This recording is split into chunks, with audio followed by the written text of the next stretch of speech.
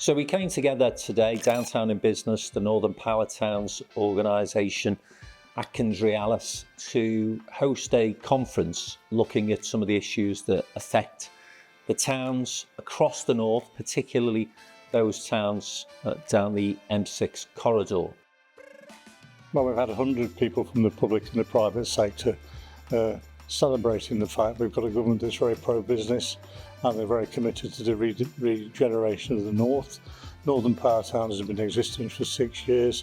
It's a partnership where we try and focus on the issues that the towns in the north face in terms of economic development, their sustainability. And we've heard lots of interesting ideas and thoughts, which complements the new government's agenda around economic growth. What we learned today was that there's an awful lot of opportunity, lots of optimism on the back of the election of a new government, but some trepidation as well about the size of the challenges that that new government faces.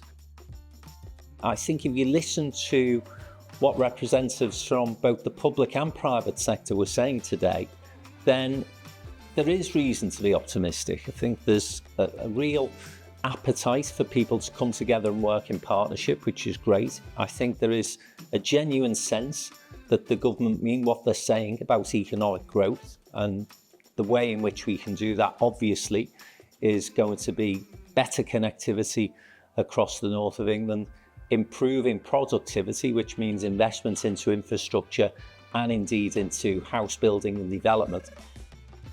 There's a really strong sense of confidence about the future. We're looking forward for the north having a complete set of devolution deals, but the spirit and the confidence of particularly the private sector was really good today. I think the other thing that was notable today was that the narrative between the public sector people who spoke and the private sector people who spoke was absolutely on the same page, and that's not always been the case in recent times. Mayors came up because, of course, in Cheshire and Lancashire we don't have elected mayors, and I thought Steve Park from Warrington made a great point. Tuesday morning, Lancashire and Cheshire weren't in the room when that meeting between Keir Starmer and the elected mayors from across the country took place.